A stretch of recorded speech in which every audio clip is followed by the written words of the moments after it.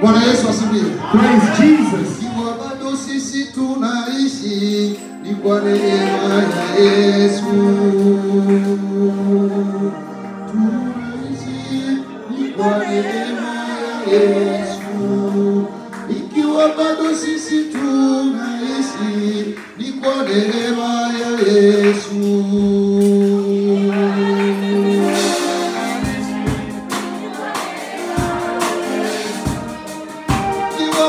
Sisi tunaishi kwa neema ya Yesu.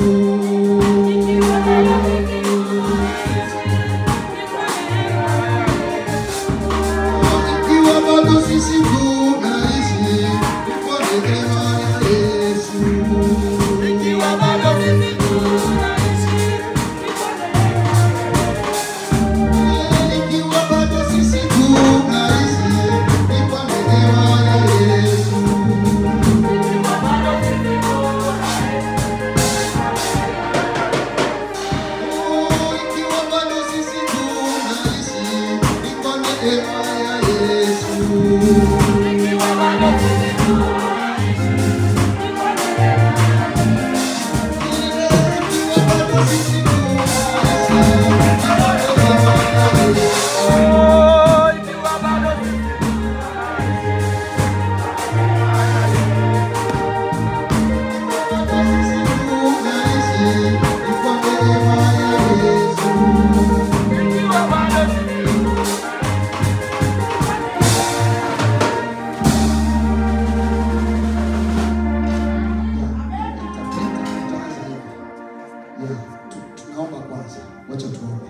Nakushukuru Mungu kwa ajili ya neno. Naomba Roho Mtakatifu ashuke kutoka mbinguni na aweze kutunenea. Ninaenda kinyume na mamlaka yote ya ulimwengu wa giza katika jina la Yesu. Hali yote ya mwili ishindwe kwa jina la Yesu. Majivuno, kujipandisha katika hali zote za kimwili, Mungu kwa uwezo na kwa mamlaka ya Roho Mtakatifu ninaharibu kila sifa za mwili katika maisha yangu. Kila sifa za mwili ninakwenda kuziharibu kwa jina la Yesu Kristo. Naomba Roho Mtakatifu ashuke, maana leo ni siku ambapo Roho ameshuka na ameonekana. Naomba yeye mwenyewe sasa tena atende kazi wakati wa neno. Naomba ukimya katika hekalu. Roho Mtakatifu Bwana ashuke na anyamazishe watakatifu wako Yesu. Naomba neno hili Mungu lipenyeze ndani ya mioyo yetu, liingie kabisa na tuwe tunalicheua kama vile mbuzi anavyocheua majani. Kwa jina la Yesu Kristo mwana Mungu aliye hai, ninaomba na kuamini. Amen. Amen. It's possible. Inawezekana. It's possible. Inawezekana. God will make it possible. Mungu ataifanya iwezekane. Yeah. Amen. Again, it's possible. Tena inawezekana. God will make it possible. Mungu ataifanya iwezekane. Bwana Yesu asifiwe. Praise Jesus. Praise the Lord. Hallelujah.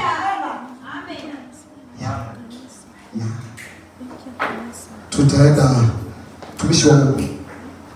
Samahani kwa sababu nimesema itawezekana. Excuse me for saying that it is possible. Naomba wale vijana waniletee ngoma. I see for young men, please bring the traditional drums. Niletee zile ngoma na miti yake. The traditional drums with their sticks as well. You know Pentecost, eh? The word Pentecost. Hii ni sherehe ambapo watu waliongokea dini ya Kiyahudi. It is a celebration for people that have the religions of Jude. Walikuwa wakisherekea. They were celebrating sikukuu ya mavuno. This day of harvest. Wakikuuliza tena Pentecost maana yake ni nini? If someone asks you what does the word Pentecost mean, inamaanisha tena sikukuu ya mavuno. It simply means that the celebration of harvest. Bwana Yesu asifiwe. Amen. Sikukuu ya mavuno.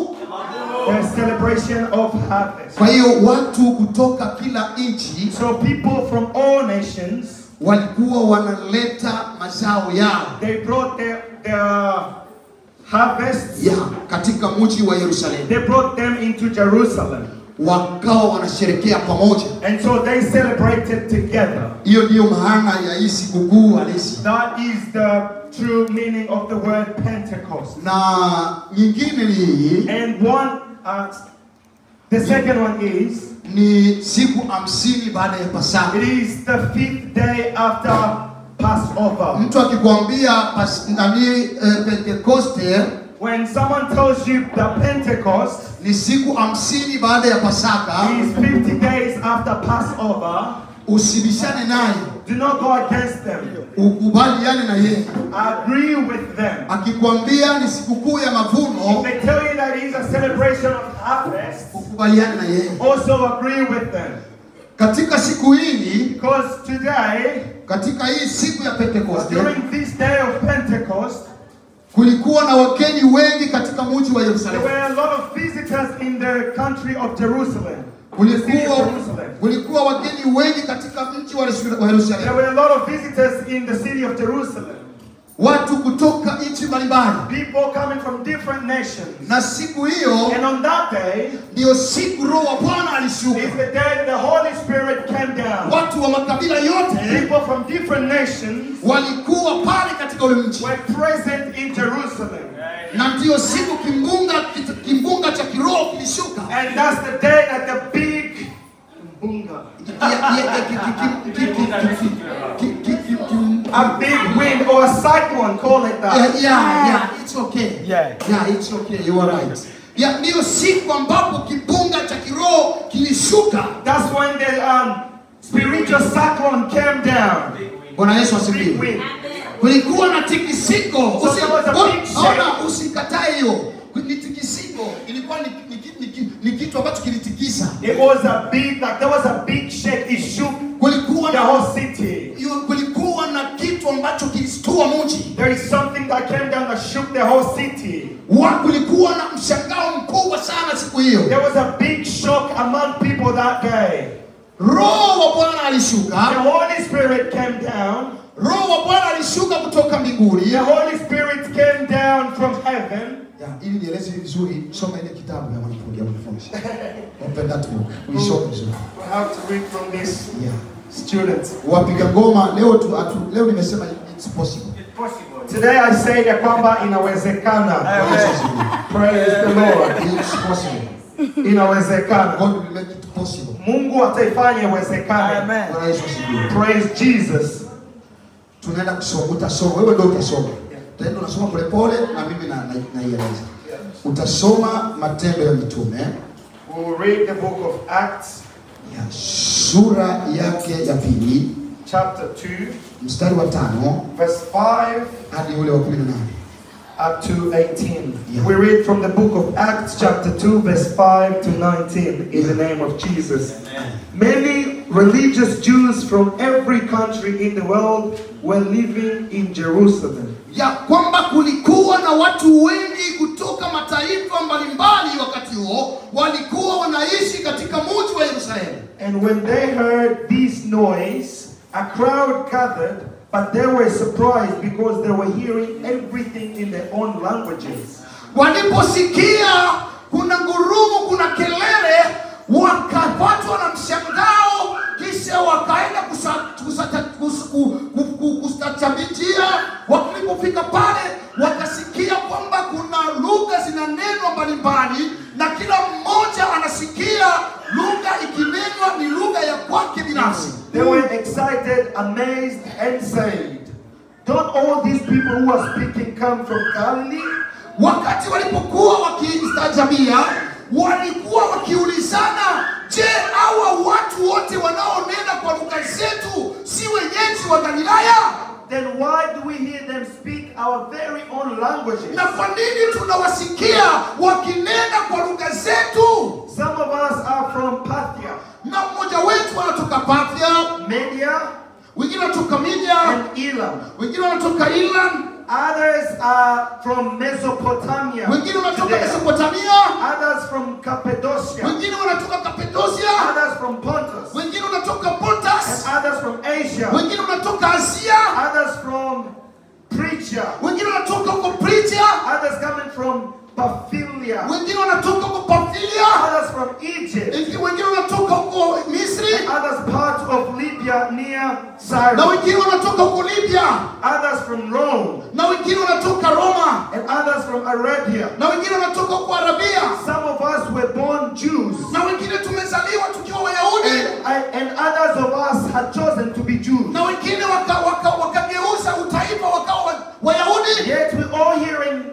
sing our own languages. Lakini maajabu ni kwamba bado tunawasikia hao watu wa Galilaya wakinena katika lugha zetu. To tell the wonderful things God has done. Wakinena maajabu ya Mungu. Everyone was excited and confused. Kila mtu alijawa na furaha lakini akawa amepatwa na bumbuazi. Some of them even kept asking each other, what does all this mean? Na wakawa wanaulizana wao kwa wao kwamba hii inamaanisha nini? Others made fun of Lord. Wengine wakawasiaki And say they are drunk. wakasema wamelewa watu hawa. Peter stood with 11 disciples and spoke in a loud and clear voice to the crowd. Lakini Petero akasimama akaongea kwa sauti kubwa akisema, friends and everyone else living in Jerusalem, akasema marafiki na mtu yeyote anayeishi katika mji huu wa Yerusalemu, listen carefully to what I have tafadhali to say. sikilizeni kwa makini haya. You are wrong to think that these people are drunk after all. Nyinyi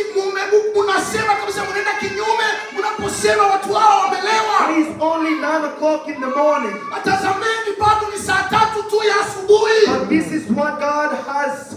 This is what God had the prophet Joel say. Umesahau kwamba neno hili ndile Bwana aliponena na nabii Joeli. When the last days come, wakati katika siku za mwisho, I will give my spirit to everyone. Nitamimina roho wangu kwa kila kiume. Your sons and daughters will prophesy. Watoto wenu wa kike na wa kiume watatabiri. Your young men will see visions. Nao vijana wenu wataona maono. And your old men will have dreams. Na wazee wenu wataota ndoto. And in those days I will give my spirit to my Na servants. siku hiyo nitawapa watumishi wangu roho wangu, Both men and women. na nitawamimina wake kwa waume. And they will prophesy.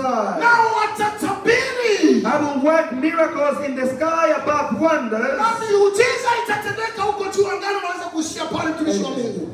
Bwana Yesu asifiwe. Jina la Bwana libarikiwe. Hiyo ni ishara ambayo ilionekana katika ule mji wa Yerusalemu.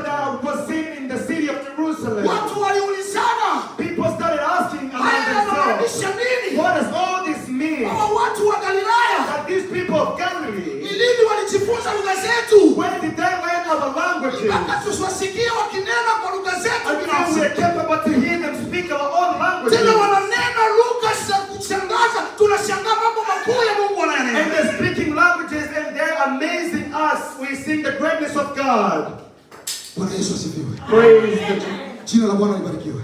Praise the Lord. Bwana Yesu asifiwe. Praise Jesus. Hivyo wakati alikuwa anasoma, ulisikia neno furaha pale? When he was reading, did you hear a word happiness there? Ulisikia neno furaha? Did you hear the word happiness? Ulisikia? Did you hear? They were very excited. Ya kwamba walikuwa wenye furaha sana. They were very excited. Walikuwa wenye furaha sana. Bwana Yesu asifiwe. Praise Jesus. Viashiria vya nje vya Roho Mtakatifu. The proofs of the physical proof of the Holy Spirit. Tunaenda kuviona. We'll see those. Vile vitu ambavyo kwa nje tu na unatambua kwamba fulani amejazwa na Roho. The things that you see from the outside and you can tell that this person has been filled by the Holy Spirit. Vitu vyenye utaona tu kwa nje na unasema huyu amejazwa na Roho. Things that you just see by your own eyes and say that this person has been filled by the Holy Spirit. Bwana Yesu asifiwe. Praise Jesus. Yeah. Yeah. Hivyo ndivyo vitu tunaenda kumalizia. Those are things that we're going to finish with today. Bwana Yesu asifiwe. Praise Jesus. Moja ya hivyo vitu. One of those things. Bwana Yesu asifiwe. Praise Jesus. Mtumishi wa Mungu umeonyesha moja ya hivyo vitu. Man of God, you've shown one of those things. Mwenye iko na hiyo. Ikiwa mkiangalia mtumishi mnaona anafanya nini? If you look at this man of God, what do you see in him? Hiyo ni moja, tuna moja number 1. That's one of the things. So the first one is happiness or excitement. Usihangaike, mtu mwenye amejazwa na Roho Mtakatifu mmoja huwa anaonekana. Furaha. Don't worry, for a person that's been filled by the Holy Spirit, one of the things you will see them, they are happy. Happiness. Uso wa tabasamu. Their face is always smiling. Bwana Yesu asifiwe. Praise Jesus. Jambo lingine ukimwangalia mtu ambaye amejazwa na Roho kama leo. The second thing, when you look at someone that's been filled with the Spirit like today. Mungu akubariki. Mungu akubariki. Bwana Yesu asifiwe. Praise Jesus. Yesu asifiwe.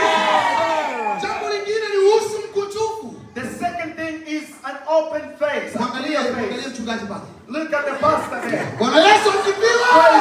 Jesus. Alama nyingine ni kwamba mwenye kujazwa na Roho Mtakatifu. Another proof that for someone that has been saved but are filled by the Holy Spirit, Uso ni mkunjufu. their face is clear. Yeah, ni mtu ninaeleweka uso mkunjufu. Do you guys understand when I talk about a free face? Yeah, Clear face. Yeah. God bless you. Amen. Jambo lingine, The third thing, sasa ndio utaujua kama ulikwenda unachazwa leo. now you will know that you will feel by the Leo Holy Spirit today. utajazwa na Roho au ujazwa na Roho. Today you will know if you are filled or if you are not filled by the Holy Yesu Spirit. asifiwe. Praise Jesus. Jambo lingine ni mng'ao wa mwili. Now, the third thing is the shining of the body. Nashukuru Mungu leo ni tofauti. Sijui watu wanaona tofauti. Nilijua Roho atashuka. Today I knew that the Spirit would come. Nilijua Roho atashuka. I knew that the Spirit would Na come. nikajua moja ya mambo ya nje I knew that one of the things to be seen outside ya mng'ao wa mwili. is the shining of the body. Na Yesu asifiwe. Jina la Bwana libarikiwe.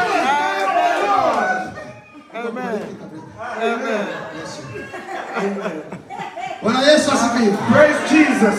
Jina la Bwana libarikiwe. Praise the name of the Lord. Na jambo la nne, The fourth thing, sipani sitaongea juu inacheleza ngao ya mwili. see, I won't talk much about shining of the body. Inacheleza. It explains itself. Jina la Bwana libarikiwe. Praise the name of the Lord. Na jambo la nne And the fourth thing ni usafi wa mwili na mazingira. is the cleanliness of your body and your surrounding or environment. Usafi wa mazingira. The cleanliness of the environment.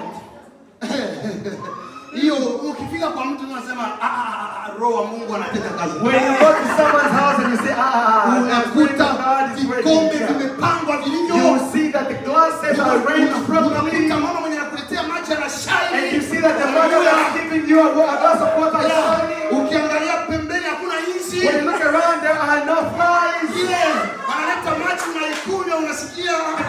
Glass, and you drink the water feeling,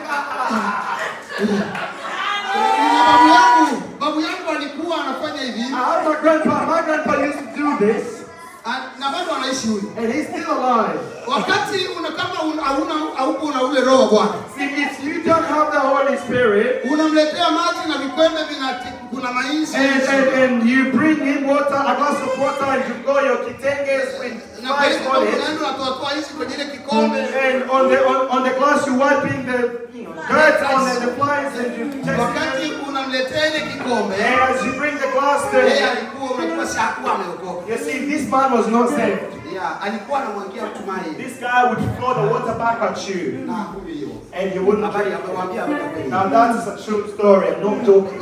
I'm not making this up. Huyu ni babu yetu. This is my grandpa. Ati nzuri bado anaishi. And luckily he's still alive until today. Bwana Yesu asifiwe. Praise Jesus. Kwa hiyo mazingira kuwa safi So a clean environment ni alama ya kujazwa na Roho. is a proof of being filled by the Nikipita Holy kwako Spirit. usiseme msikilize. When I come to your house Na nikisikia haja. and I feel some type of way, Kitu cha kwanza ninafanyaka nikitakwenda haja. the first thing that I will do, Naangalia kama mazingira ya ile eneo yote ya choo. when I come at your place and I start feeling some type of way like I need to visit a place, I go in the bathroom and I check the environment of the toilet and the bathroom as well. Unaona mazingira inaharibika. If I see that there is a bad environment there, Ninashindwa kutumia. I won't be able to help myself there. Sijui kama tuko I tunaelewa. don't think we put together. Viashiria vya Roho Mtakatifu. The proof of the Holy Vya Spirit, nje. of outside, the outside proof, Vya nje. the outside proof. Hauhitaji mpaka mtu aseme kwamba umejazwa. You don't need for someone to prophesy to you that you've been Ni filled. vile mtu ataona It's for someone to see na aseme umejazwa. and to be able to tell that you've been filled by the Spirit. And as they come to your house, Anasema wewe ni makao ya also Roho. should say that you are the temple of the Holy Spirit. Bwana Yesu asifiwe. Amen. Kwa hiyo angalieni vizuri mazingira wa mama na wa baba. So take carefully your environment, our fathers and mothers. Kwa sababu mazingira kuwa safi. Because when your environment is clean, hiyo ni alama ya nje ya kuonesha kwamba umejazwa na Roho. it is your outside proof to show that you are filled by the Holy Spirit. Kwa sababu yeye ni msafi. Because he is clean. Amen. Jina la Bwana libarikiwe. Praise the name of the Lord. Amen. Na jambo letu la mwisho, And the fifth and last thing, ni uso wenye kujaa matumaini. is a hopeful face. Uso wenye kujaa matumaini. Is a face that's full of hope. Bwana Yesu asifiwe. Amen. Mtu ambaye amejazwa na Roho, A person that's filled by the Holy Spirit, hata kama anapitia changamoto, regardless of the circumstances they're going through, ukimtembelea mtu when huyo, you approach or go to this person's place, kitakachokukaribisha the thing that will welcome you, si ile shida ulisikia they wewe, will not the challenges that you heard. ni uso wake ambao umejaa It matumaini. is a face that is full of hope. Bwana Yesu asifiwe. Praise Jesus. Mtu anaumwa, Someone's sick, namtembelea, I go to them, I go to see them. naenda kumpa pole. I go to say sorry to them. Mimi kufika kwake, As I get to their place, nashangaa naanza kuniambia, I'm shocked they start telling me, Baba, katika hii dunia Father, in this world, tunapita tu, we are just passing by. usihangaikie wewe. Do not worry about these worldly Sasa things. anaanza kusema mimi nakuja kukupa pole ya mgonjwa. Then I start thinking, bro, I came here to say sorry for your sickness. Lakini nashangaa mgonjwa Then I am shocked this sick person yuko kwenye maserumu, is on drips in the hospital, lakini ananiambia usihangaikie mambo ya dunia. and yet they're telling me, hey, don't worry about all these worldly Naanza things. kushangaa. Then I am shocked. Sasa mimi sijatoa hata pole ya mgonjwa. I said sorry. Lakini nishaanza kuambiwa habari za kutia moyo. And I'm already being told things that are hopefully and encouraging. Mimi naona huyu mtu anataka kukata roho, I'm looking at this person is about to die, lakini bado anatoa neno la kutia moyo. and yet he's still giving an encouragement word. Mpaka vile amekufa, Up until they die, nilishangaa nikabaki na maneno ya kutia moyo. I was shocked and I was left with encouraging Kwamba words. tunapita duniani, That we are passing by in this vyote world. tulivyo navyo That tutaviacha. everything we have will leave them. Na unaheri mwanangu mwenye umekuja kuliona, And you are lucky, my child that came to see me, umemwamini Bwana, as you believe in God, umemwamini Yesu, you believe in Jesus Christ, utanikuta mbinguni, that you will find me in tutaonana heaven, mbinguni. that I will see you. Na huyu mama akafunga macho And that lady closed her eyes na akatoweka. and passed away. Jina la Bwana libarikiwe.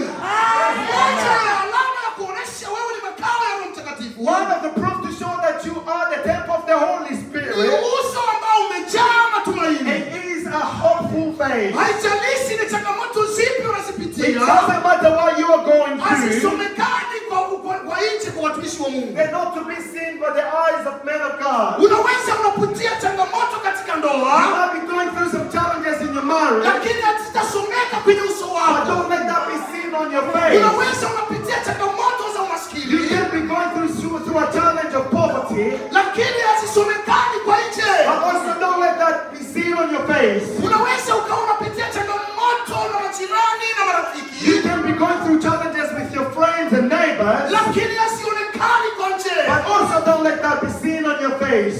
Zinaenda wapi kama zionekani? So where did they go if we don't see them on the face? Bwana Yesu asifiwe. Praise Jesus. Kuna habari tulihubiriwa hapa ya Bine. There is a story that we were taught about a bin.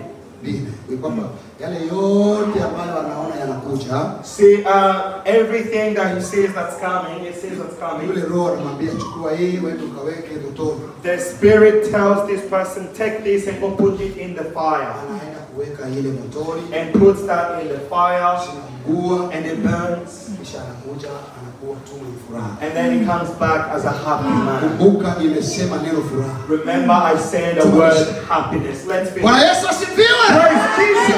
Bwana libarikiwe. Praise the name of the Soma Lord. kitabu mtumishi wa Mungu, Methali 17, andiko letu la mwisho. We'll read our last scripture of today is the book of Proverbs chapter 17.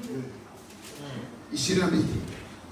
verse 22. We read from the book of Proverbs chapter 17, verse 22. It reads, if you are cheerful, you feel good.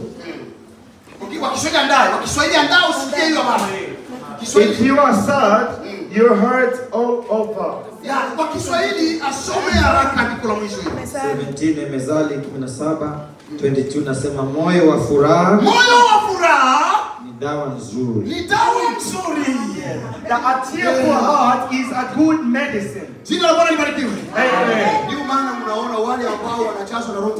This is why you see, for those people who are filled with the Holy Spirit, for you who have received the Spirit of the Lord, I proclaim to you that the sickness that you send, the heart sickness, the heart attack and heart diseases, for a person that's living with the happiness of heaven, a person that has been filled with the joy of the Holy Spirit. You have the joy of the Holy Spirit. Now all the challenges that you have, you put them in the bin. There is no day that you fall saying that you died from heart attack. There's a day that I was pushed a demonic spirit. I was standing at the altar. They pushed it. Then I started feeling my mouth being dry. This is a true story. It's me, it's not a dream.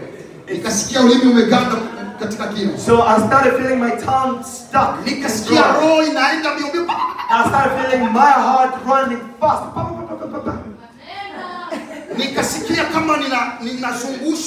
I started feeling dizzy, like I was being turned around to fall. And I say that this is not a normal thing. I am at the altar and people sitting like this. And I was also preaching. And I told God that I have never witnessed or read anywhere in the Bible that your true servant to be pushed to be pushed by the evil spirit, and to just fall at the altar like this at a holy place like this. Then I went against it in the name of Jesus. Go away, you spirit. And that spirit left. Praise God.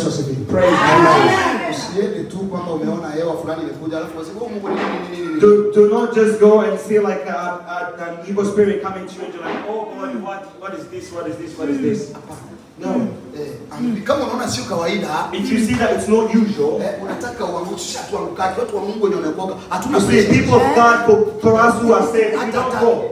We don't have heart attacks. No. Even if you have it, when you be saved, it will go away. I swear that when you are saved, that heart attack will go away. Yeah. It is true that what will remove that, it's just for you to just go and hold on to the word of God. That word is powerful. That word is powerful. And it will remove the heart attack. I swear in front of God, if you hold on to that word, we don't fall like that. I am grateful that they said that trap failed. It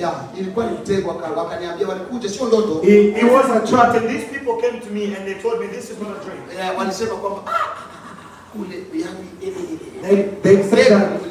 They said that trap failed. Praise Jesus. Praise the name of the Lord. Happiness. Happiness is a cure to heart. What is happiness? One of the things